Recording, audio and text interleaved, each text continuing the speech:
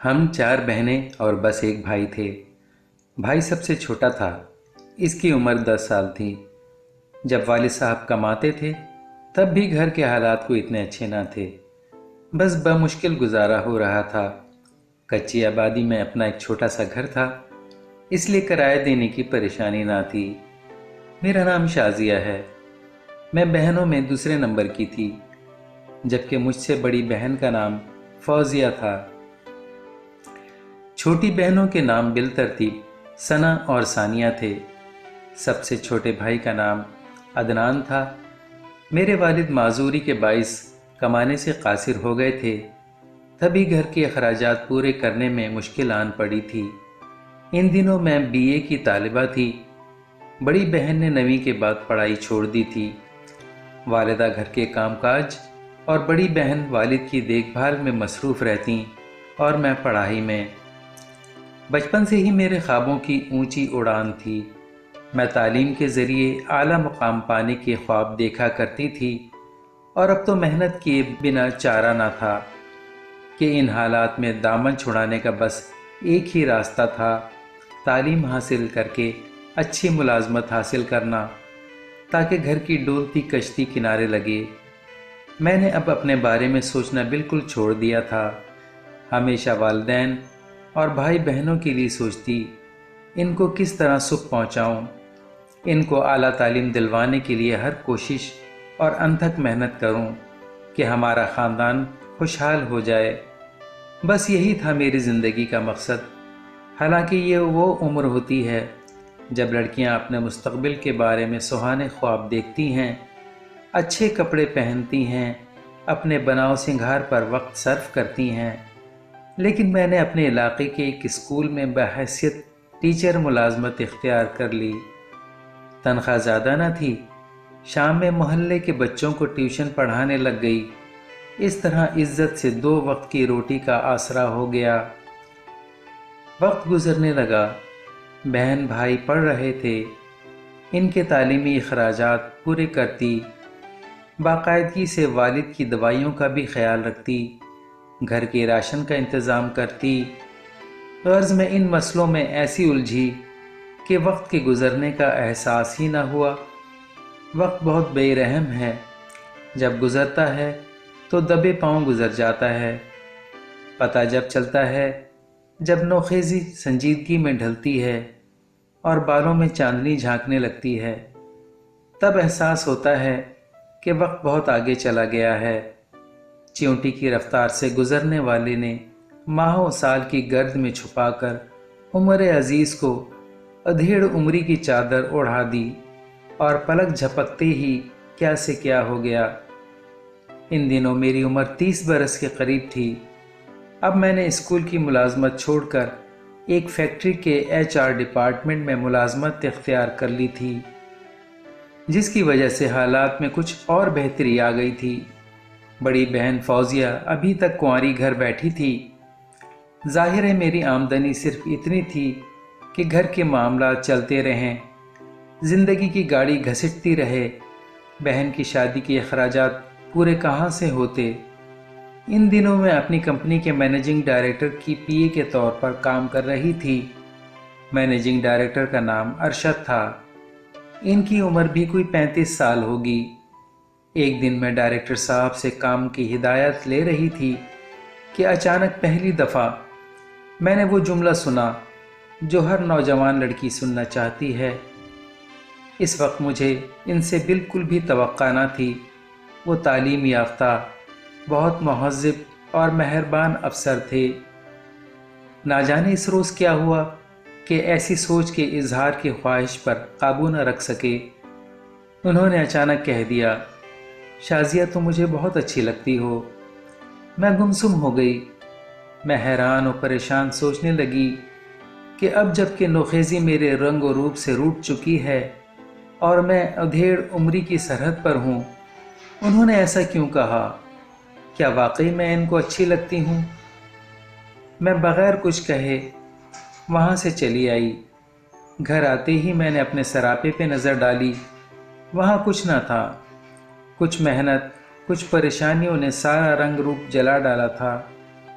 اب نہ غزالی آنکھیں تھیں اور نہ کھلتی رنگت، نہ پرکشش سراپا، حساس چہرے کا بگڑا ہوا عکس ہی بس میرا حسن تھا کہ کیسے اپنے والد کی دوائیوں کا انتظام کرنا ہے، کیسے اپنی امی اور بڑی بہن کی ضرورتوں کا خیال رکھنا ہے، کیسے چھوٹے بہن بھائیوں کو اسکول کی فیسیں، کاپی کتابیں، یونیفارم اور جوتے فراہم کر کے دینے ہیں۔ ارشد صاحب نے ایک جملہ کہہ کر مجھے ہلا کر رکھ دیا تھا۔ شاید وہ یہ بات کہنے کی کئی دنوں سے ہمت پیدا کرنے کی کوشش کر رہے تھے۔ میں نے تو کبھی غور سے ان کی طرف دیکھا بھی نہیں تھا۔ مجھے فرصت ہی کہاں تھی کہ میں ان کی آنکھوں میں دیکھ پاتی۔ کام کی دھن میں تیزی سے گزر جاتی۔ مجھے معلوم ہی نہ ہو پاتا کہ قریب سے کون گزر گیا ہے، کس کی آنکھوں نے ہوس کے اندھے پن میں میرے سراپے کو تولا ہے، کن نگاہوں میں میرے لیے تمسخر چھپا ہے، اور کون سی نظر میرے لیے پیام محبت لائی ہے۔ آج سے پہلے شاید یہ احساس ہی نہ ہوا تھا کہ میں ایک لڑکی ہوں، ایک جوان لڑکی جس سے کسی کو محبت بھی ہو سکتی ہے۔ اپنے گھر والوں کی سب ضرورتوں کو پورا کرتے کرتے اب میرے ہاتھ پاؤں میں ہی نہیں، دل میں بھی چھالے پڑ چکے تھے۔ ان چھالوں پر مرہم بن کر ایک جملے کی بازت کشت گونج رہی تھی، تم مجھے اچھی لگتی ہو، تم مجھے اچھی لگتی ہو، تم مجھے اچھی لگتی ہو۔ یہ میں نے ایک بار پھر آئینے کے سامنے جا کر اپنے سراپے پر نظر ڈالی۔ آئینہ میرا منہ چڑھا رہا تھا۔ آئینہ مجھ سے کہنے لگا کہ ہے کیا تم میں یہ سانولی رنگت، یہ کمزور سراپا؟ نہیں شازیہ، تم اس قابل نہیں ہو کہ تم کسی کو اچھی لگو، کوئی تمہیں چاہے۔ پھر میں نے اپنے آپ سے کہا، شازیہ یہ سچ نہیں ہے۔ ارشد صاحب نے تم سے جو کچھ کہا وہ ان کی طبیعت کا وقتی ابال تھا، تم نے خواہ مخواہ اس کو سنجیدگی سے لے لیا۔ تم دیکھنا، کل جب تم آفس جاؤ گی تو وہ تمہیں پوچھیں گے بھی نہیں۔ اس کے بعد میں نے تمام خیالات کو اپنے ذہن سے جھٹک دیا اور روزمرہ کے کاموں میں مشغول ہو گئی۔ اگلے دن صبح جب میں تیار ہونے لگی تو پہلی دفعہ اپنے آپ کو آئینے میں کئی بار دیکھا۔ میں آفس جانے کے لیے گھر سے نکلی اور بس اسٹاپ پر آ کر بس کا انتظار کرنے لگی۔ اتنے میں ایک کار میرے سامنے آ کر رکی۔ میں حیران رہ گئی، وہ کار ارشد صاحب کی تھی۔ انہوں نے کار میں بیٹھنے کا اشارہ کیا اور میں نہ چاہتے ہوئے بھی کار میں بیٹھ گئی۔ میں خاموش تھی، میری نظریں سامنے سڑک پر تھیں۔ ارشد صاحب نے ہی بات کرنے میں پہل کی۔ آپ نے میری کل کی بات کا برا تو نہیں منایا؟ میں نے کچھ توقف کے بعد ان کی طرف دیکھا اور کہا، ارشد صاحب، میرا اور آپ کا کوئی جوڑ نہیں۔ آپ ہر طرح سے مجھ سے لاکھ درجے بہتر ہیں۔ مجھ میں ایسا کیا دیکھ لیا آپ نے؟ میں اس قابل کہاں کہ مجھے چاہا جائے؟ ارشد صاحب نے کہا کہ میں نے آپ کے اندر جو کچھ دیکھا ہے وہ ظاہری خوبصورت سے کہیں آگے کی چیز ہے۔ میں نے آج تک شادی نہیں کی ہے۔ میں جو حیا اپنی بیوی کے اندر دیکھنا چاہتا تھا وہ مجھے تم میں نظر آئی ہے۔ وہ ایک دم آپ سے تم پر آ گئے۔ شاید وہ اس طرح ہمارے درمیان جو ایک لحاظ تھا اس کو ختم کرنا چاہتے ہوں۔ انہوں نے آج اپنی محبت کا اظہار کر دیا تھا، لیکن میں خوش ہونے کے بجائے سوچوں کی دلدل میں اترتی چلی گئی۔ ابو کی دوائیاں، بہن اور ماں کی ضرورتیں، راشن، بجلی کا بل، چھوٹے بہن بھائیوں کی فیسوں میں جا پھنسی۔ ارشد صاحب اب روز مجھے بس اسٹاپ سے پک کر لیا کرتے تھے۔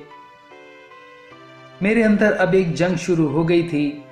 ایک طرف میری فیملی تھی اور دوسری طرف میرے اندر کی لڑکی سر ابھار رہی تھی جو کہتی تھی کہ تم بھی دوسری لڑکیوں کی طرح اپنا گھر بسانے کا حق رکھتی ہو، تم سے یہ حق کوئی نہیں چھین سکتا۔ دوسری طرف میری مجبوریاں مجھے کہہ رہی تھیں کہ امی سے کیا کہوں گی اور ابو کیا سوچیں گے، باجی سے کیا کہوں گی۔ اگر میں ارشد صاحب کی بات مان لوں اور ان سے شادی کر لوں تو میرے اس گھر سے رخصت ہو جانے پر ان سب کا کیا بنے گا؟ تھک کر میں نے آنکھیں موند لیں۔ بند آنکھوں میں بھی ارشد کا مسکراتا عکس ہی نظر آیا۔ میں تم سے شادی کرنا چاہتا ہوں، مجھے تم سے محبت ہے۔ میں ان لمحوں کے حصار سے جتنا نکلنا چاہ رہی تھی، اتنی ہی اسیری دامنگیر ہو رہی تھی۔ رات خوابوں میں اپنے ہاتھوں پر ہینا اترتے دیکھی اور اپنے زرد رخساروں پر شفق جیسا سایہ لہراتا ہوا دیکھا۔ تبھی چور نظروں سے ماں کی جانب دیکھا، کہیں ماں نے میرے دل کی چوری نہ پکڑ لی ہو، مگر ماں کے ہاتھوں میں خالی شیشی تھی۔ بیٹی میری دوا ختم ہو گئی ہے، شام کو ضرور لیتی آنا، ورنہ کھانسی رات بھر سونے نہیں دے گی۔ جی اچھا امی جان، لے آؤں گی، میں نے ماں کو تسلی دی۔ قریب آتی بہن نے یاد دلایا کہ گھر میں راشن ختم ہو رہا ہے۔ میں نے کہا آج شام میں لے آؤں گی۔ اس اثنا میں ابو نے آواز دی، بیٹی میری داڑھ میں شدید تکلیف ہے، ٹائم ملے تو مجھے ڈینٹسٹ کے پاس لے جانا۔ میں نے کہا جی ابو ضرور لے جاؤں گی۔ چھوٹی بہن ثنا نے میٹرک کے سالانہ امتحان کی فیس جمع کرانے کی یاد دہانی کرا دی۔ پہلی دفعہ دل پر چوٹ پڑی اور میں نے اپنے دل سے نکلتی امنگوں کا گلا گھونٹ دیا۔ میں افسردہ سی آفس جانے کو گھر سے نکل آئی۔ بس اسٹاپ پر پہنچی تو ارشد صاحب گاڑی میں بیٹھے میرا انتظار کر رہے تھے۔ آج میں نے ان کو نظر انداز کر دیا اور گاڑی کے پاس سے گزر گئی۔ انہوں نے مجھے آواز دی، میں سنی انسنی کر کے آگے چلتی گئی۔ وہ کار سے اتر کر آ گئے اور کہا کہ کیا ہو گیا ہے تمہیں؟ میں آوازیں دے رہا ہوں، تم مجھے کیوں اگنور کر رہی ہو؟ چلو میں تمہیں کافی پلاتا ہوں، وہیں چل کر بات کرتے ہیں۔ میں بادل نخواستہ کار میں بیٹھ گئی اور وہ مجھے کافی ہاؤس میں لے گئے۔ یہ تو مجھے کہاں لے آئے ہو؟ بس ایک کپ کافی میرے ساتھ، پھر آفس چلتے ہیں۔ شکر ہے تم بھی آپ سے تم پر تو آئیں۔ میں جھیپ گئی۔ میں نے موقع غنیمت جان کر اپنی پوری روداد ارشد کو سنا دی۔ میں نے کہا میں شادی نہیں کر سکتی، اگر میں شادی کر کے چلی گئی تو میرے گھر کے تمام لوگ جیتے جی مر جائیں گے، ان کو کون سنبھالے گا؟ ارشد نے کہا بس اتنی سی بات سے خوفزدہ تھیں تم، اب تک تو تم اکیلی ان کو سنبھال رہی تھیں، شادی کے بعد ہم دونوں مل کر سنبھالیں گے۔ ارشد کے ان الفاظ نے جیسے میرے کانوں میں شہد گھول دیا۔ منو وزنی بوجھ میرے دماغ سے ایک پل میں اتر گیا۔ میں نے آج پہلی مرتبہ اس کی آنکھوں کی گہرائیوں میں جھانکا اور انہیں اپنے دل میں اتار لیا۔ ارشد نے میرے دونوں ہاتھ اپنے ہاتھوں میں لے کر عہد و پیما کیے۔ اس نے کہا میں تم کو اتنی خوشیاں دینا چاہتا ہوں جو تمہیں کبھی نہ ملی ہوں گی۔ میں نہال تھی، شاد تھی۔ پھر ہم آفس آ گئے۔ اگلے دن میری چھٹی تھی۔ میں نے موقع دیکھ کر امی کو بتایا کہ میرے باس ارشد بہت اچھے انسان ہیں، وہ ہمارے گھر رشتے کے لیے آنا چاہتے ہیں۔ کیا وہ فوزیہ کے رشتے کے لیے آنا چاہتے ہیں؟ امی نے پوچھا۔ میں ایک دم سے روحان سی ہو گئی اور کوئی جواب دیے بغیر امی کے پاس سے اٹھ گئی۔ بہرحال امی نے مجھ سے کہا کہ ٹھیک ہے، ان کو گھر بلا لو۔ میں نے ارشد کو فون کر کے بتا دیا کہ وہ اپنے گھر والوں کو رشتے کے لیے لے آئیں۔ کچھ دنوں بعد ارشد اپنی والدہ اور بہنوں کو لے کر ہمارے گھر آ گئے۔ ان کی والدہ بہت محبت سے ملیں۔ میری امی کو بھی ارشد اور ان کے گھر والے بہت پسند آئے۔ جاتے جاتے ارشد کی والدہ رشتے کا سوال چھوڑ کر چلی گئیں۔ میری والدہ نے بھی کہہ دیا کہ چند دن میں سوچ کر جواب دیں گی۔ میری امی اور بہن فوزیہ سر جوڑ کر بیٹھ گئیں اور کافی دیر تک صلاح مشورہ کرتی رہیں۔ پھر انہوں نے مجھے بھی بلا لیا۔ امی نے کہا کہ ارشد اور اس کے گھر والے سمجھ میں آ گئے ہیں، لیکن میں چاہتی تھی کہ پہلے فوزیہ کی شادی ہو۔ یہ بات میں نے ان لوگوں سے کہہ دی تھی کہ میں پہلے بڑی بیٹی کی شادی کرنا چاہتی ہوں، لیکن ان کو چھوٹی پسند آ گئی ہے۔ فوزیہ بھی یہ کہہ رہی ہے کہ لوگ بہت اچھے ہیں، یہ رشتہ ہاتھ سے نہ جانے دیں، جس کے نصیب میں جب ہوگا شادی ہو جائے گی۔ میں سر جھکائے ساری بات سن رہی تھی۔ ٹھیک ہے، پھر میں ثنا کے لیے ان کو ہاں کہہ دیتی ہوں۔ میں چونکی اور گھبرا کر ایک دم سے کہا، ثنا؟ ہاں، انہوں نے ثنا کو مانگا ہے ارشد کے لیے۔ ثنا جب چائے لے کر گئی تھی ان کے پاس تو ارشد اور اس کی ماں بہنوں نے اس کو اسی وقت پسند کر لیا تھا۔ یہ سنتے ہی میری آنکھوں میں اندھیرا چھاتا چلا گیا اور میں راشن، بجلی کے بل، دوائیوں اور فیسوں کے منو وزنی بوجھ تلے دبتی چلی گئی۔